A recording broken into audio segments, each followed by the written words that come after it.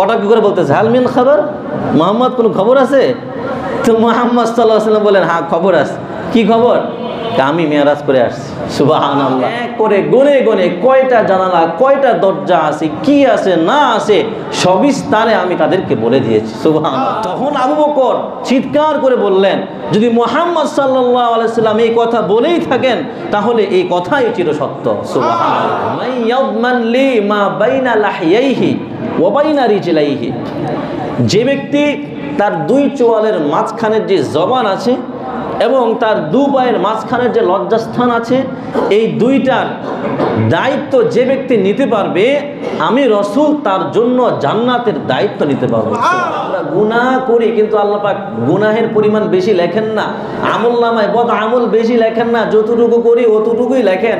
কিন্তু ভালো কাজ করলে, নেক কাজ করলে আল্লাহ এটাকে আরো বাড়ায় বাড়ায় লেখেন। সুবহানাল্লাহ। এক ওয়াক্ত নামাজ জামাতের সাথে পড়তে পারে নাই, নামাজ সময় মতো পড়ছে, ওয়াক্তের মধ্যেই পড়ছে, জামাতটা ছুটে গেছে, এই জন্য তার মনে বড় ব্যথা, সে এটা মানতেই পারে নাই, তার অনেক কষ্ট, নামাজটা কেন মিস হয়ে গেল, এই জন্য আমার কাছে এসে কান্নাকাটি করছে। সুবহানাল্লাহ। তোমার উম্মতের মধ্যে কেউ যদি এক ওয়াক্ত ফরজ নামাজ আদায় করে, তাহলে আমি আল্লাহ তাআলা 10 ওয়াক্ত নামাজ পড়ার সওয়াব তার আমলনামায় দিয়ে দিব।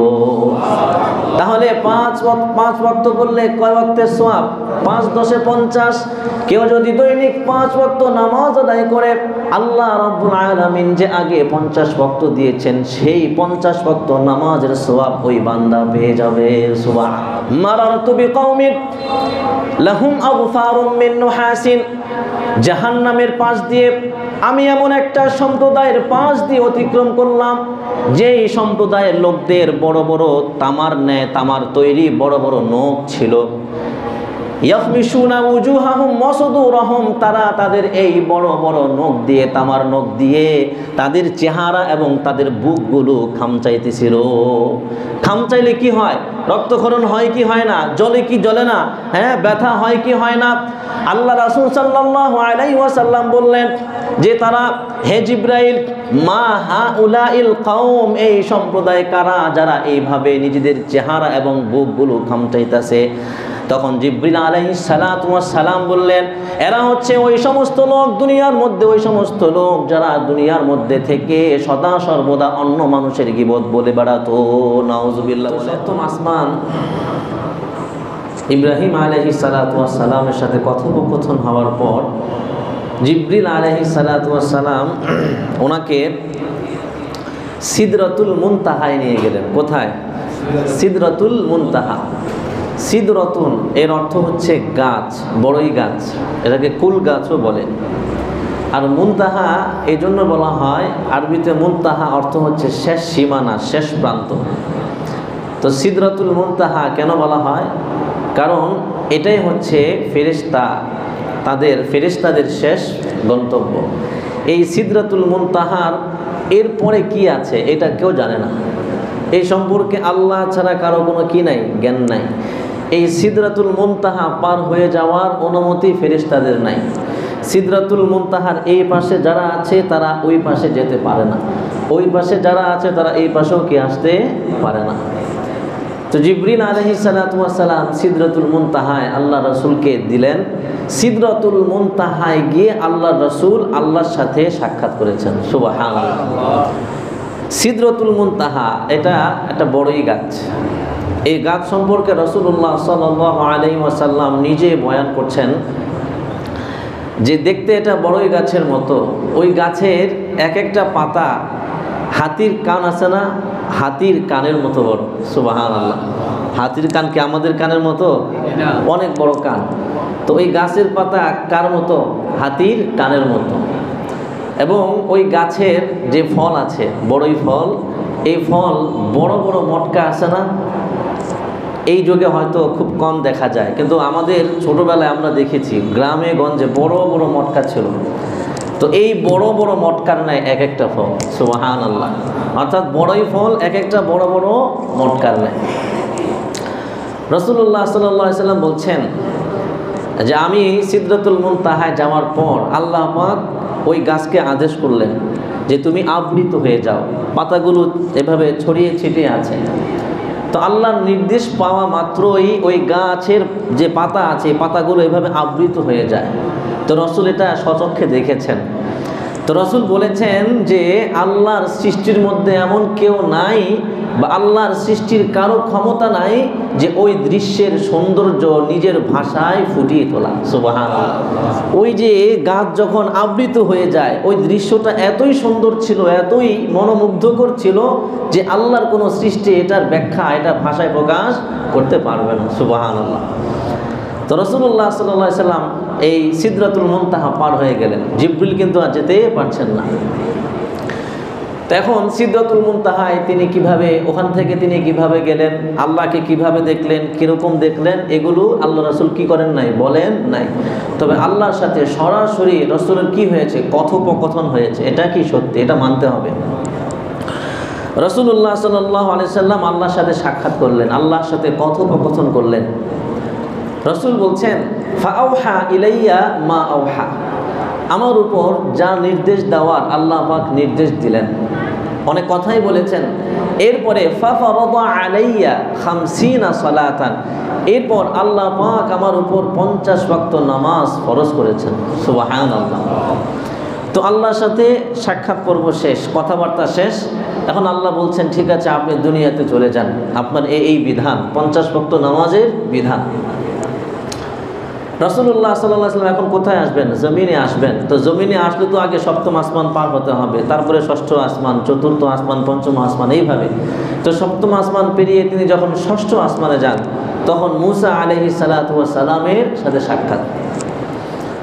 মূসা আলাইহিস সালাতু ওয়াস সালাম রাসূলুল্লাহ সাল্লাল্লাহু আলাইহি ওয়াসাল্লামকে দেখে বললেন ইয়া মুহাম্মদ, হে মুহাম্মদ, মাযা ফারাদাল্লাহু আলা উম্মাতিকা, আল্লাহ পাক কোন বিধান আপনার উম্মতের উপর ফরজ করেছেন। রাসূলুল্লাহ সাল্লাল্লাহু আলাইহি ওয়াসাল্লাম বললেন আল্লাহ পাক আমার উম্মতের জন্য 50 ওয়াক্ত নামাজের বিধান দিয়েছেন। এই কথা শোনার পরে মূসা আলাইহিস সালাতু ওয়াস সালাম বললেন ইয়া মুহাম্মদ ইরজি ইলা রাব্বিকা, তুমি তোমার আল্লাহর কাছে যাও, তাড়াতাড়ি যাও, দেরি কইরো না। ইন্না উম্মাতাকা লা ইউতিকুনা আলা যালিকা, তোমার উম্মত এই 50 ওয়াক্ত নামাজ কখনো আদায় করতে পারবে না। কেন? ফাইন্নী ক্বাদ বালাউতু উম্মতি, কেননা আমি আমার উম্মতকে পরীক্ষা করেছি, তারা এত নেক আমল করতে পারে নাই, সুতরাং তোমার উম্মতও পারবে না। তুমি যাও আল্লাহর কাছে, যাও আল্লাহর কাছে গিয়ে আরো নামাজ কমিয়ে আসো, সংখ্যা কমিয়ে আসো। রাসূলুল্লাহ সাল্লাল্লাহু আলাইহি ওয়াসাল্লাম তার কথা শুনলেন, মুরব্বির কথা শুনলেন।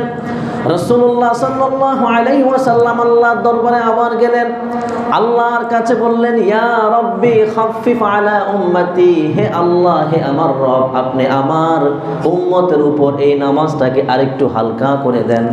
আল্লাহ পাক বললেন 5 ওয়াক্ত কমায় দিলাম। কয় ওয়াক্ত? এখন 45 ওয়াক্ত।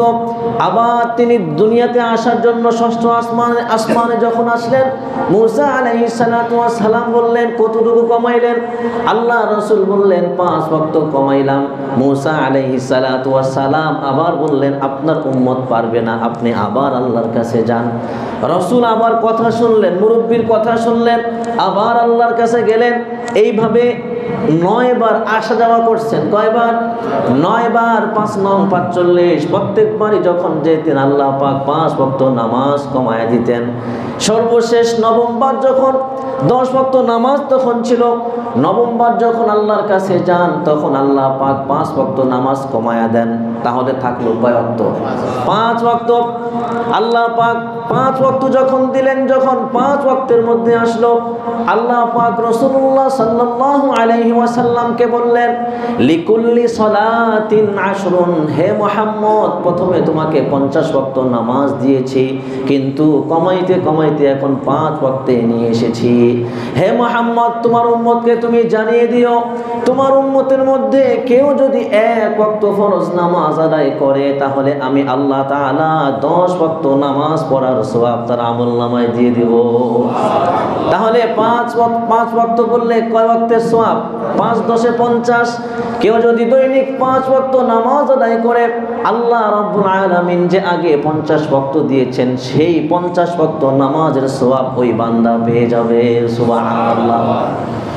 এরপরে আল্লাহ তাআলা রাসূলুল্লাহ সাল্লাল্লাহু আলাইহি ওয়াসাল্লামকে বলছেন আরেকটা বিষয় আছে, ওয়ামান হাম্মা বিহাসানাতিন, আপনার উম্মতের মধ্য থেকে যদি কেউ কোনো নেক কাজের ইচ্ছা করে, নেক আমলের ইচ্ছা করে, ইচ্ছা করলো ফালাম ইয়ামালহা, কিন্তু নেক কাজ করলো না, করতে পারলো না বা সামর্থ্য তার হইল না, কিন্তু সে মনে মনে এই একটা নেক কাজের ইচ্ছা করছে, আল্লাহ তাআলা বলেন এমন নেক কাজের যদি ইচ্ছা কেউ করে কিন্তু নেক আমলটা করতে না পারে, তাহলে এই যে ইচ্ছা করেছে এই ইচ্ছার কারণে আমি আল্লাহ তার আমল নামায় একটি নেকি লিখে দেব।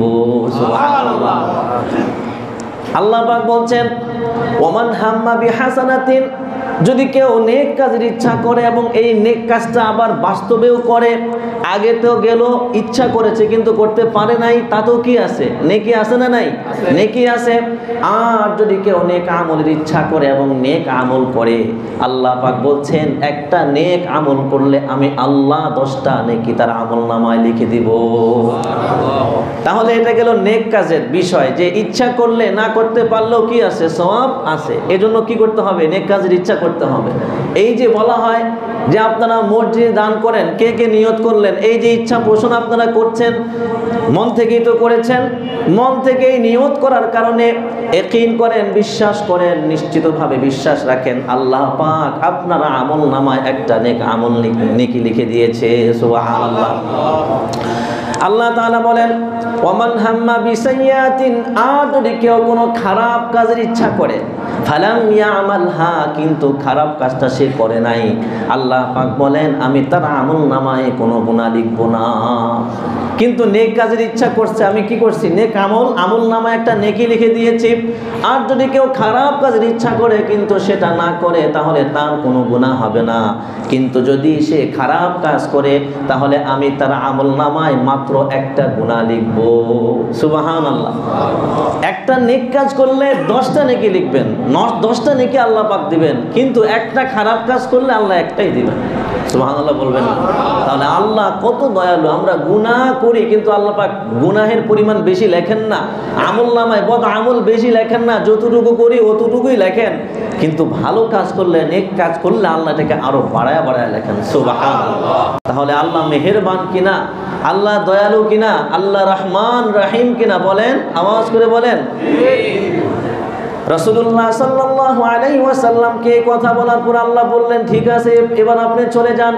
রাসূলুল্লাহ সাল্লাল্লাহু আলাইহি ওয়াসাল্লাম মুসা আলাইহিস সালামের পাশ দিয়ে যাচ্ছেন। মুসা আলাইহিস সালাম আবার ধরে বললেন কি ব্যাপার, কয় ওয়াক্ত কমাইলেন? আল্লাহ রাসূল বললেন কমাইতে কমাইতে এখন 5 ওয়াক্ত নামাজ আমার উম্মতের জন্য দিয়েছেন। মুসা আলাইহিস সালাম আবারও বললেন আল্লাহর কাছে আবার যান, এটা হবে না। রাসূলুল্লাহ সাল্লাল্লাহু আলাইহি ওয়াসাল্লাম বললেন আমি আল্লাহ রাব্বুল আলামিনের কাছে বারবার আসা যাওয়া করেছি, এখন আল্লাহর কাছে আবার যাব, এটা আমার জন্য লজ্জা লজ্জা লাগতেছে, আমার শরম লাগতেছে। সুতরাং আমার উম্মতের উপরে 5 ওয়াক্ত নামাজই থাকুক। সুবহানাল্লাহ। এরপরে রাসূলুল্লাহ সাল্লাল্লাহু আলাইহি ওয়াসাল্লাম চলে আসলেন। তিনি জান্নাত জাহান্নামের বিভিন্ন আলামত দেখেছেন। সংক্ষেপে বলি যে তিনি মেরাজে কি কি দেখেছেন। মেরাজে তিনি দেখেছেন জান্নাত, মেরাজে তিনি দেখেছেন জাহান্নাম। এরপরে রাসূলুল্লাহ সাল্লাল্লাহু আলাইহি ওয়াসাল্লাম মেরাজে হাউজে কাউসার দেখেছেন। আল্লাহ পাক যে তাকে হাউজে কাউসার দিবেন, এই হাউজে কাউসার দেখেছেন। সুবহানাল্লাহ। রাসূলুল্লাহ সাল্লাল্লাহু আলাইহি ওয়াসাল্লাম দাজ্জালকে দেখেছেন এবং জাহান্নামের দরজার যে পাহারাদার মালিক, আমরা এই নামটা অনেকে জানি যে জাহান্নামের দরজার যে পাহারাদার তার নাম মালিক, এই মালিককেও আল্লাহ রাসূল সাল্লাল্লাহু আলাইহি ওয়াসাল্লাম দেখেছেন। রাসূলুল্লাহ সাল্লাল্লাহু আলাইহি ওয়াসাল্লাম গীবতকারীকে কিরূপ শাস্তি দেওয়া হবে এই শাস্তির নিদর্শন রাসূল নিজ চোখে দেখে এসেছেন। রাসূলুল্লাহ সাল্লাল্লাহু আলাইহি ওয়াসাল্লাম বলছেন মারারতু বিকওমিন লাহুম আগফারুম মিন নুহাসিন, জাহান্নামের পাশ দিয়ে আমি এমন একটা সম্প্রদায়ের পাশ দিয়ে অতিক্রম করলাম যেই সম্প্রদায়ের লোকদের বড় বড় তামার ন্যায়, তামার তৈরি বড় বড় নখ ছিল। ইয়াফমিশুনা উজুহাহুম ওয়া সুদুরহুম, তারা তাদের এই বড় বড় নখ দিয়ে, তামার নখ দিয়ে তাদের চেহারা এবং তাদের বুকগুলো খামচাইতেছিল। খামচাইলে কি হয়? রক্তক্ষরণ হয় কি হয় না? জ্বলে কি জ্বলে না? হ্যাঁ, ব্যথা হয় কি হয় না? আল্লাহ রাসূল সাল্লাল্লাহু আলাইহি ওয়াসাল্লাম বললেন যে তারা, হে জিবরাইল, মা হাউলাইল কওম, এই সম্প্রদায় কারা যারা এইভাবে নিজেদের চেহারা এবং বুকগুলো খামচাইতেছে? তখন জিবরিল আলাইহিস সালাতু ওয়াস সালাম বললেন, এরা হচ্ছে ওই সমস্ত লোক দুনিয়ার মধ্যে, ওই সমস্ত লোক যারা দুনিয়ার মধ্যে থেকে সদা সর্বদা অন্য মানুষের গীবত বলে বেড়াতো। নাউজুবিল্লাহ বলে, গীবত বলে বেড়াতো। রাসূলকে এই শাস্তি দেখানোর মূল কারণ কি ছিল? কারণ এই গীবতটা দিন নাই, রাত নাই, সময় নাই, সদা সর্বদা আমাদের মধ্য থেকে হয়ে থাকে। ঠিক কি ঠিক না? গীবত কি? যিকরুকা আখাকা বিমা ইয়াকরাহু। রাসূল নিজে সাহাবায়ে কেরামকে বলছেন, তোমরা কি জানো গীবত কারে বলে? আল্লাহ রাসূল বললেন যে গীবত কারে বলে তোমরা জানো? সাহাবায়ে কেরাম বললেন না, জানি না। আল্লাহ রাসূল বললেন, যিকরুকা আখাকা বিমা ইয়াকরাহু, তোমার ভাই সম্পর্কে অন্য কারো কাছে এমন কথা বলা, যদি এই ভাই শুনে যে তুমি তার সম্পর্কে এই কথা বলছো, এই ভাই কি অনেক কষ্ট পাবে। অর্থাৎ দোষ বলা, খারাপ কথা বলা, খারাপ অভ্যাসের কথা বলা, এটা শুনলে সে কষ্ট পাবে। এটার নামই হচ্ছে গীবত। এটার নাম কি? গীবত। আল্লাহ পাক আমাদের সকলকে এই গীবত থেকে হেফাজত করুন, বলুন আমিন। গীবত হয় জবানের দ্বারা। গীবত কিসের দ্বারা হয়? জবানের দ্বারা। সামনে রোজা আসতেছে, জবানকে আরো বেশি বেশি হেফাজত করবেন। এটাও রমজানের একটা প্রস্তুতির একটা অংশ। সারা দিন তো গালিগালাজ করেই থাকে, ফোনে সরাসরি, ঝগড়ার সময়, আনন্দের সময় অনেকে গালিগালাজ করে, মানে গাল মন্দ করে ডাকে। ডাকে কি ডাকে না? অনেকে খারাপ ভাষায় মানে এমনি ডাকে। এটাও কি একটা গালি। আপনি যদি কাউকে তার মায়ের নামে, বাবার নাম দিয়ে গালি দেন, এটা মূলত আপনি আপনার নিজেকে আপনার বাবার নামে, মায়ের নামে গালি দিলেন। হাদিসের অংশ এটা। নাউজুবিল্লাহ। তো রাসূলের কথাকে বিশ্বাস হয় না? বলেন, বিশ্বাস হয় কি হয় না? তো রাসূল বলছেন, আপনি আপনার ওই অন্য ভাইকে তার মায়ের নামে, বাবার নামে যে গালি দেন, আল্লাহ রাসূল বলছেন মূলত তুমি তোমার বাবার নামে, তোমার মায়ের নামে গালি দাও।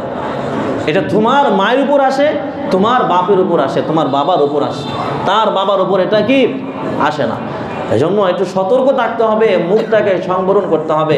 এজন্যই রাসূল বলছেন, মাই ইয়াদমান লি মা বাইনা লাহইহি ওয়া বাইনা রিজলাইহি, যে ব্যক্তি তার দুই চোয়ালের মাঝখানের যে জবান আছে এবং তার দু পায়ের মাঝখানের যে লজ্জাস্থান আছে, এই দুইটার দায়িত্ব যে ব্যক্তি নিতে পারবে, আমি রাসূল তার জন্য জান্নাতের দায়িত্ব নিতে পারবো।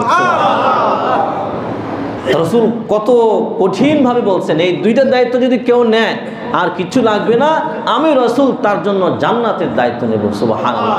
এই জবান দিয়ে গীবত হয়, জবান দিয়ে গালমন্দ হয়, জবান দিয়েই সব কিছু হয়, অন্য মানুষকে কষ্ট দেওয়া হয়, এই জবান, সব কিছু জবান দিয়ে হয়।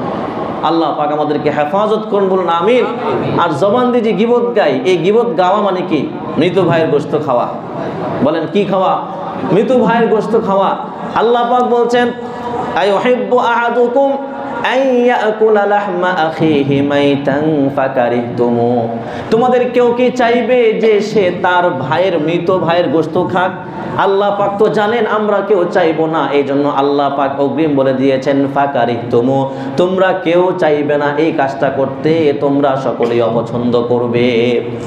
রাসূলুল্লাহ সাল্লাল্লাহু আলাইহি ওয়াসাল্লামের জামানায় রমজান মাসে এক সাহাবী আল্লাহ রাসূলের কাছে এসে বললেন, ইয়া রাসূলুল্লাহ, দুইজন মহিলা ওখানে খুব কঠিন অবস্থার মধ্যে যাচ্ছে, তাদের অনেক পিপাসা পেয়েছে, তারা মৃত্যু শয্যায় শায়িত আছে। ইয়া রাসূলুল্লাহ, এখন আমরা কি করব? ওই মহিলা দুইজনকে একটু আগে দেখেছি সুস্থ, কিন্তু এখন অসুস্থ, মৃত্যুর সাথে পাঞ্জা লড়তেছে। এইদিকে জিবরিল আলাইহিস সালাতু ওয়াস সালাম এসে আল্লাহ রাসূলকে ওই মহিলারা কি কি করছে সব জানায়া দিছে।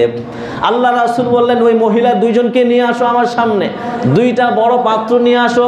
ওই মহিলা দুইজনকে আল্লাহ রাসূলের সামনে নিয়ে আসা হলো, দুইটা পাত্র তাদেরকে দেওয়া হলো। আল্লাহ রাসূল দুইজনকে বললেন, তোমরা দুইজন এই পাত্রের মধ্যে বমি করো। আল্লাহ রাসূল বললেন, তোমরা দুইজন কি করো? বমি করো। ওই যে মুখে আঙ্গুল ঢুকালে কিন্তু ভিতরের বমি চলে আসে। তো বমি করলে কি আসে আমাদের পেট থেকে?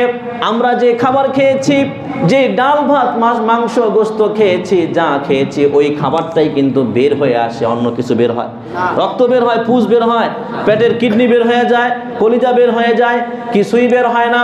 কিন্তু দেখা গেল সাহাবায়ে কেরাম সবাই দাঁড়িয়ে আছেন, সবাই দেখতে পাইলেন ওই মহিলা দুইজন যখন বমি করলো পাত্রটা পরিপূর্ণ হয়ে গেল। ওই মহিলা দুইজনের পেট থেকে খাবার বের হয় নাই, কি বের হয়েছে? রাসূলুল্লাহ সাল্লাল্লাহু আলাইহি ওয়াসাল্লাম সহ সাহাবায়ে কেরাম দেখলেন ওই মহিলা দুইজনের বমি করা পাত্র গোশত, রক্ত এবং পুজ দ্বারা পরিপূর্ণ হয়ে গিয়েছে। নাউজুবিল্লাহ। রাসূলুল্লাহ সাল্লাল্লাহু আলাইহি ওয়াসাল্লাম বললেন যে তোমরা রোজা রেখে তোমরা পরস্পরে একে অপরের কাছে অন্যের গীবত করতেছিলে, আর আল্লাহ বলছেন গীবত করা মানে হচ্ছে মৃত ভাইয়ের গোশত খাওয়া। এজন্য আল্লাহ চাইছেন সবাইকে একটা উজ্জ্বল দৃষ্টান্ত দেখানোর জন্য। সাহাবায়ে কেরামকে বললেন আল্লাহ পাক যে বলছেন যে কি করা, ওয়ালা ইয়াগতাব বাদুকুম বাদা, তোমরা কেউ কারো গীবত কইরো না। গীবত গাওয়া মানে কি? মৃত ভাইয়ের গোশত খাওয়া। এই যে আল্লাহ পাক প্রমাণ দিয়েছেন, সুতরাং তোমরা রমজান মাসে আল্লাহ রাসূল বলেছেন তোমরা কখনো কারো গীবত কইরো না। আল্লাহ পাক এখানে মৃত মানুষের কথা বলছেন। এখন যদি আপনার কাছে মৃত গরুর গোশত এবং মৃত মানুষের গোশত দেওয়া হয়, আপনি কোনটা খাইবেন? যদি বলা হয় একটা খাইতেই হবে, তখন আপনি কোনটা খাইবেন? মানুষেরটা খাইবেন না গরুরটা খাইবেন? আমি গরুরটা খাবো, আপনি কি মানুষটা খাইবেন? যেহেতু অপশন দেওয়া হয়েছে এই দুইটার একটা খাইতে হবে, নাহলে উপায় নাই। তখন কি আপনি মৃত ভাইয়ের গোশত খাইবেন, মরা মানুষের গোশত খাইবেন? মরা গরুর গোশত খামো, মরা কুত্তার গোশত হলে খামো, কিন্তু মানুষের গোশত, মরা মানুষের গোশত কেউ খেতে চাইবে? কথা বলেন, কেউ খেতে চাইবে না। এই জন্যই আল্লাহ পাক ওই মরা জন্তুর কথা বলে নাই, মরা মানুষের কথা বলছেন। এই জন্য সাবধান। কি দরকার আপনার আরেকজনের বদনাম করার, গীবত করার কি দরকার? কোনো লাভ নাই, লাভের চেয়ে আরো ক্ষতি বেশি। আপনার আমল নামা তার আমল নামায় চলে যায়। আল্লাহ পাক হেফাজত করেন, বলুন আমিন। রাসূলুল্লাহ সাল্লাল্লাহু আলাইহি ওয়াসাল্লাম এরপরে দেখেছেন যে সুদখোর যারা, তাদের কি শাস্তি হবে। যারা সুদখোর এদের কি শাস্তি হবে, এটা রাসূলুল্লাহকে আল্লাহ পাক সরাসরি দেখাইছেন। কেন দেখাইছেন? জবানের গুনাহ গীবত যেরকম সদা সর্বদা সব জায়গায় হয়ে থাকে, সুদের কারবারিও এখন বর্তমানে সব জায়গায় হয়ে থাকে। ঠিক কি ঠিক না? রাসূলুল্লাহ সাল্লাল্লাহু আলাইহি ওয়াসাল্লাম দেখলেন যে কিছু মানুষ তাদের পেটগুলো এক একটা ঘরের মতো, বিশাল বিশাল পেট। এইরকম পেট না, একটা বড় বড় ঘরের মতো বিশাল বিশাল পেট। আল্লাহ রাসূল দেখলেন, বাহির থেকে দেখলেন যে তাদের এই পেটের মধ্যে সাপে পরিপূর্ণ। নাউজুবিল্লাহ। এবং এই সাপ যে ভিতরে আসে এটাও বাহির থেকে যে কেউ দেখতে পাচ্ছে। আল্লাহ রাসূল দেখে জিবরিলকে বললেন, হে জিবরাইল, এই লোক কারা, এদের এই শাস্তি হচ্ছে কেন? আল্লাহ রাসূলকে জিবরিল বললেন, ইয়া রাসূলুল্লাহ, এরা দুনিয়ার মধ্য থেকে আসা ওই সমস্ত লোক যারা দুনিয়ার মধ্যে কোরআন হাদিসের কথা, সুদের ভয়াবহতার কথা শুনেও সুদের কারবারিতে লিপ্ত ছিল। নাউজুবিল্লাহি মিন যালিক। আল্লাহ পাক আমাদের সুদের এই কারবারি থেকে, সুদ থেকে আল্লাহ পাক হেফাজত করুন, বলুন আমিন। সুদ সম্পর্কে আমরা আলোচনা কিন্তু করছিলাম, এক সপ্তাহ করেছিলাম, সেখানে আমরা কর্জে হাসানার আলোচনা করেছিলাম। এই আলোচনা আসবে, যেহেতু সাময়িক অনেক আলোচনা চলে আসে, এজন্য অফ রেখে সাময়িক আলোচনা করতে হয়। মেরাজের আলোচনা অনেক লম্বা, এটা অল্প সময় করলাম। সামনে রমজান চলে আসছে, রমজানকে ঘিরে কিছু আলোচনা করতে হবে, যাতে করে মানুষ কি করতে পারে, রমজানের আমল করতে পারে, রমজানের প্রস্তুতি গ্রহণ করতে পারে। তো রাসূল এগুলো কি দেখে আসছেন। রাসূল আরও একটা বিষয় দেখেছেন যে রাসূল 4টা নদী দেখছেন। কয়টা নদী? 2টা নদী দেখা যায় আর 2টা নদী দেখা যায় না, অর্থাৎ জাহিরি 2টা, বাতিনি 2টা। তো বাতিনি তো দেখা যায় না, জাহিরি যে 2টা নদী দেখা যায়, এই 2টার একটা হলো নীল নদ, একটা কি নীল নদ, আরেকটা হচ্ছে ফুরাত নদী। সুবহানাল্লাহ। যাই হোক, রাসূলুল্লাহ সাল্লাল্লাহু আলাইহি ওয়াসাল্লাম জান্নাত জাহান্নামের এই নিদর্শনগুলো দেখে এসেছেন। বিভিন্ন হাদিসে লম্বা আকারে বয়ান করা আছে। দুনিয়াতে আসেন, দুনিয়াতে আসার পরে তিনি মসজিদে হারামের পাশে বসে আছেন। তো আবু জাহেল আসলো। আবু জাহেল এসে বলতেছে, হালমিন খাবার, হে মোহাম্মদ, কোনো খবর আছে? মানে জিবরিল তো তোমাকে কত কিছু বলে, নতুন কোনো খবর আছে? কটা কি করে বলতেছে, হালমিন খাবার, মোহাম্মদ কোনো খবর আছে? তো মুহাম্মদ সাল্লাল্লাহু আলাইহি ওয়াসাল্লাম বলেন, হ্যাঁ খবর আছে। কি খবর? আমি মেরাজ করে আসছি। সুবহানাল্লাহ। আবু জাহেল তো শুনে পুরাই হাসতে হাসতে তার পেট ব্যথা। কি মোহাম্মদ কি বলে, সে নাকি মেরাজ করে আসছে, সে নাকি সপ্তম আসমানে গেছে, পাগল। তো সে এটাকে একটা সুযোগ পাইছে যে দাঁড়াও তারে ধরতেছি। তখন সে বলতেছে, মোহাম্মদ তুমি যে আমাকে এত কনফিডেন্সের সাথে এই কথাগুলো বলছো, অন্যকে বলতে পারবা? মানুষ নিয়ে আসি, সবাইকে বলতে পারবা? রাসূল বললেন, হ্যাঁ বলতে পারবো, কোনো সমস্যা নাই। তো সে সবাইকে ডাকা শুরু করলো, আবু জাহেল সবাইকে একত্র করলো সামনে নিয়ে আসার পরে আবু জাহেল আল্লাহ রাসূলকে বললেন, মোহাম্মদ তুমি কি যেন আমাকে বলছিলা, এদেরকে বলো, দেখো এরা কি বলে, কি যেন বলছিলা এদেরকে বলো। তো রাসূল আবু জেহেলকে যা বলছেন তাদেরকেও সবাইকে কি একই কথা বলছেন। তো ওইদিকে ছিল, পিছনে ছিল আবু বকর। তখন সবাই গিয়ে আবু বকরকে বলতেছে, তোমার মোহাম্মদ, আচ্ছা মোহাম্মদ বলে নাই, আগে এই কথা বলতেছে যে একজন নাকি 7 আসমান পেরিয়ে আল্লাহর লগে দেখা করে আসছে, তুমি কি এটা বিশ্বাস করো? তখন আবু বকর বললেন, আচ্ছা এই লোকটা কে, এই কথাটা কে বলছে, আগে সেটা আমাকে জানতে হবে। যে 7 আসমানে গিয়ে আল্লাহর সাথে সাক্ষাৎ করে আসছে, এটা তো যে কেউ বলার কথা না, এটা কে বলছে আগে, এটা আমাকে বলো। এটা তোমার সাথী মুহাম্মদই বলছে। তখন আবু বকর চিৎকার করে বললেন, যদি মুহাম্মদ সাল্লাল্লাহু আলাইহি সাল্লাম এই কথা বলেই থাকেন তাহলে এই কথাই চিরসত্য। সুবহানাল্লাহ, আমি এই কথার উপর 100 থেকে 200% ঈমান নিয়ে আসলাম। সুবহানাল্লাহ। কোনো লাভ হয়েছে? লাভ হয় নাই। এখন ওই যে লোক নিয়ে আসছে, লোকরা বলতেছে, আচ্ছা তুমি বাইতুল মাকদিসে গেছো, বলো তো কয়টা দরজা কয়টা জানালা আছে? তো আল্লাহ রাসূল টেনশনে পড়ে গেলেন। আল্লাহ রাসূলকে এগুলো গনছেন গিয়া, গোনা তো টাইম নাই, ওরা লম্বা সফর তো আকাশে। তো রাসূল বলছেন, তখন তাদের এই প্রশ্নের পরে আল্লাহ তাআলা বাইতুল মাকদিসকে কুদরতিভাবে আমার সামনে হাজির করে দিয়েছেন। সুবহানাল্লাহ। তখন আমি এক এক করে গনে গনে কয়টা জানালা কয়টা দরজা আছে, কি আছে না আছে সবিস্তারে আমি তাদেরকে বলে দিয়েছি। সুবহানাল্লাহ। তারপরও ঈমান নসিব হয় নাই। হইছে? ইন্নাকা লা তাহদি মান আহবাবতা ওয়ালাকিন্নাল্লাহ ইয়াহদি মান ইয়াশা। হেদায়েতের মালিক কেবল আল্লাহ। ওই যে সালেহ আলাইহিস সালামের উম্মত বলতেছে, পাহাড় থেকে ওট বের করে নিয়ে আসো। আল্লাহকে বলে পাহাড় থেকে যেন একটা ওট বের হয়। আরে সচক্ষে দেখতেছে পাহাড় থেকে ওট বের হয়ে আসতেছে। তারা বলছে ওট বের হয়ে আসলে মনে করবো তুমি সত্য নবী। তো ওট বের হয়ে আসে, তারপরও কি করে নাই? ঈমান আনে নাই। চাঁদকে দ্বিখণ্ডিত করছেন কি করেন নাই? তারা কি চোখে দেখে নাই? হ্যাঁ, চোখে দেখছে কি দেখে নাই? চোখ দিয়ে দেখছে, তারপরও কি ঈমান আনে নাই। এজন্য ঈমান শুধু সত্য দেখলে হয় না, ঈমানের জন্য কি লাগে? আল্লাহর তৌফিক লাগে, আল্লাহর রহমত লাগে। সেই ঈমানের দৌলত আমাকে আপনাকে দিয়েছেন, সেই ঈমানটাকে শিরিক মুক্ত করতে হবে। কি মুক্ত করতে হবে? শিরিক মুক্ত করতে হবে। এজন্য রাসূল মেরাজে গিয়ে আল্লাহ তাআলা রাসূলকে বলছেন, মানে 3টা হাদিয়া দিয়েছেন আল্লাহ রাসূলকে।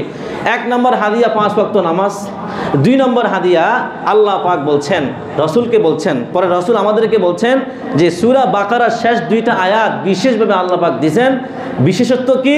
যদি কেউ ঘুমানোর পূর্বে সূরা বাকারার শেষ 2 আয়াত পড়ে ঘুমায়, কাফাতাহু, ওই রাতের সমস্ত অনিষ্ট অকল্যাণ থেকে আল্লাহ পাক তাকে হেফাজত করবেন। সুবহানাল্লাহ। 3 নম্বর হাদিয়া কি? রাসূল বলছেন, শিরিক মুক্ত কেউ জীবন যাপন করে যত বড় মারাত্মক গুনাহ করুক না কেন, কিন্তু শিরিক মুক্ত, শিরিক নাই, কিন্তু এই শিরিক মুক্ত হয়েও সে অনেক কবিরা গুনাহ করছে, করুক, কোনো সমস্যা নাই। ওই যে হাদিসে বারবার বলি আপনাদেরকে, আসমান পর্যন্ত গুনাহ হয়ে যাক, আল্লাহর কাছে তওবা করলে আল্লাহ সব গুনাহ মাফ করে দেবে। কিন্তু শিরিক করা যাইব না, এই হাদিয়া আল্লাহ রাসূলকে আল্লাহ পাক দিয়েছেন।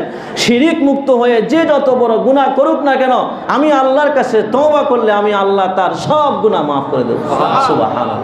মুহতারাম হাজিরিন, মেরাজের অনেকগুলো শিক্ষা, এর মধ্যে সবচেয়ে মেইন প্রধান বড় শিক্ষা হচ্ছে 5 ওয়াক্ত নামাজ। বলেন কি? 5 ওয়াক্ত নামাজ, এটাই সবচাইতে বড় ইবাদত, দৈনন্দিন ইবাদত। যাকাত দৈনন্দিন না, সবার উপরেও না। হজ দৈনন্দিন না, সবার উপরেও না। আবার কার উপর হলে জীবনে কি একবার। রোজাও কি সারাদিন না, প্রতিদিন না, মাসে বছরে 1 মাস। কিন্তু নামাজ প্রতিদিন 5 ওয়াক্ত। এই নামাজটা পড়বেন, এই নামাজ আপনাকে খারাপ কাজ থেকে হেফাজত করবে। আল্লাহ রাব্বুল আলামিন আমাদের সকলকে 5 ওয়াক্ত নামাজ জামাতের সাথে আদায় করার তৌফিক দান করুন, বলুন আমিন। মুহতারাম হাজিরিন, বারবার এই কথাগুলো বলে আপনারা কি বিরক্ত হন? আমার যেখানেই প্রোগ্রাম হয় আমি বারবার সর্বশেষ নামাজের কথাটা বলি, কারণ আমার রাসূল যখন ইন্তেকাল করবেন অসুস্থ অবস্থায়, তিনি কাউকে কোনো বিষয়ের ওসিয়ত করেন নাই। তার মুখ থেকে এত যন্ত্রণা, তারপরেও তার মুখ থেকে আসসালা আসসালা, সলা সলা, নামাজ নামাজ, তোমরা নামাজ পড়ো। নামাজ পড়ো, নামাজকে তোমরা বাদ দিও না। নামাজ বাদ দিলে এক ওয়াক্ত নামাজের জন্য হাজার হাজার বছর আগুনে জ্বলতে হয়, কিন্তু সেই অনুভূতি, সেই ফিলিংস, সেই প্রতিক্রিয়া আমাদের মনের মধ্যে নাই। আল্লাহর রহমতে এমনও মানুষ আছে, এমনও মুসল্লি আল্লাহ পাক দান করেছেন, এমনও ইমানদার আল্লাহ পাক দান করেছেন যে নামাজে জামাত মিস হয়ে গেছে। জামাত কি হয়ে গেছে? মিস হয়ে গেছে। এই দুঃখে, মানে তার কয়েকদিন শুধু এই দুঃখ, জামাতটা কেন মিস হয়ে গেল? সুবহানাল্লাহ বলতেন না? আপনাদের এই মসজিদের একজন মুসল্লি এরকম আছে যে এক ওয়াক্ত একবার নামাজ মিস হয়ে গেছে, নাম বলবো না, এই এক ওয়াক্ত নামাজ মিস হওয়ার কারণে আমার কাছে এসে কান্নাকাটি করছে। সুবহানাল্লাহ বলতেন না? এক ওয়াক্ত নামাজ জামাতের সাথে পড়তে পারে নাই, নামাজ সময় মতো পড়ছে, ওয়াক্তের মধ্যেই পড়ছে, জামাতটা ছুটে গেছে, এই জন্য তার মনে বড় ব্যথা, সেটা মানতেই পারে নাই, তার অনেক কষ্ট, নামাজটা কেন মিস হয়ে গেল, এই জন্য আমার কাছে এসে কান্নাকাটি করছে। সুবহানাল্লাহ। তার ইমানের সাথে আমরা যারা নামাজ পড়ি না, কত ব্যবধান, আকাশ পাতাল ব্যবধান। আল্লাহ পাক এরকম ইমানদার সমাজের মধ্যে ভরে দিক, সকলকে আল্লাহ পাক এরকম ইমানদার বানায় দিক। আল্লাহ পাক ওই ভাইকে হায়াতে, ওই ভাইয়ের হায়াতের মধ্যে, রিজিকের মধ্যে বরকত দান করুন, তার ইমানের মধ্যে আরো জোরদার বরকত দান করুন। সবাই বলুন আমিন আমিন। ওয়া আখিরু দাওয়ানা আলহামদুলিল্লাহি রাব্বিল আলামিন।